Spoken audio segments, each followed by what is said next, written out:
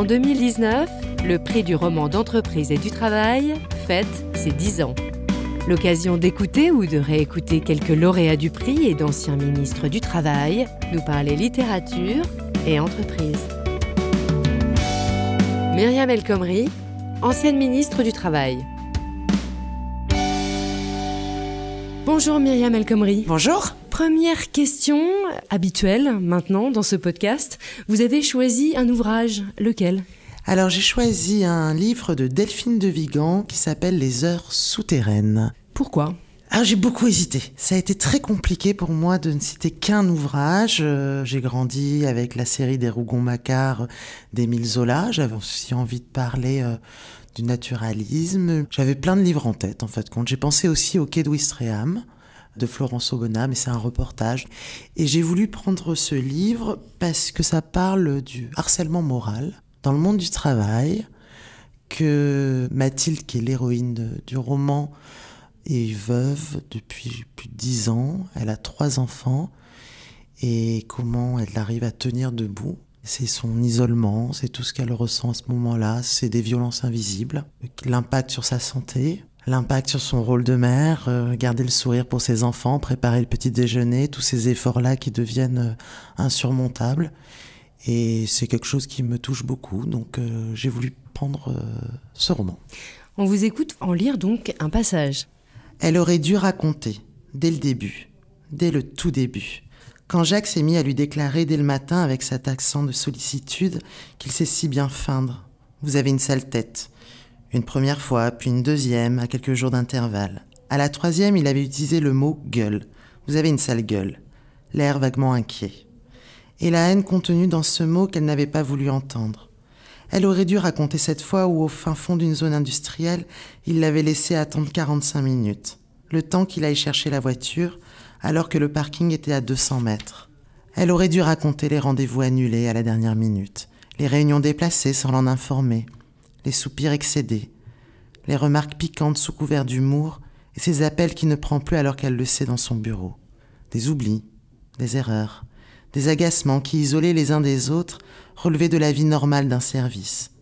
Des incidents dérisoires dont l'accumulation sans éclat, sans fracas, avait fini par la détruire. Elle a cru qu'elle pouvait résister. Elle a cru qu'elle pouvait faire face. Elle s'est habituée, peu à peu, sans s'en rendre compte. Elle a fini par oublier la situation antérieure et le contenu même de son poste. Elle a fini par oublier qu'elle travaillait 10 heures par jour sans lever la tête. Elle ne savait pas que les choses pouvaient basculer ainsi, sans retour possible. Elle ne savait pas qu'une entreprise pouvait tolérer une telle violence, aussi silencieuse soit-elle, admettre en son sein cette tumeur exponentielle, sans réagir, sans tenter d'y remédier. Souvent, Mathilde pense aux jeux de chamboule-tout dont les garçons raffolent, ces boîtes de conserve vides qu'ils dégomment chaque année à la kermesse de l'école, en visant la base jusqu'à ce que les dernières s'écroulent.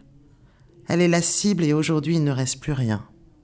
Mais quand elle y réfléchit, le soir, allongée dans son lit ou plongée dans l'eau brûlante d'un bain, elle sait très bien pourquoi elle se tait. Elle se tait parce qu'elle a honte. Ce livre donc parle de harcèlement moral. Myriam El Khomri, j'aimerais savoir ce que vous retenez quand je vous dis littérature et travail. Qu'est-ce que ça vous évoque ?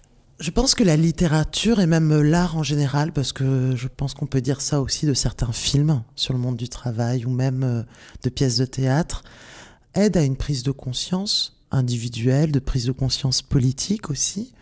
Le monde du travail, c'est un lieu où les femmes et les hommes restent ensemble toute la journée. Donc c'est un lieu parfois d'amour, mais c'est un lieu aussi où on peut voir vivre les jalousies, les rivalités, les passions humaines.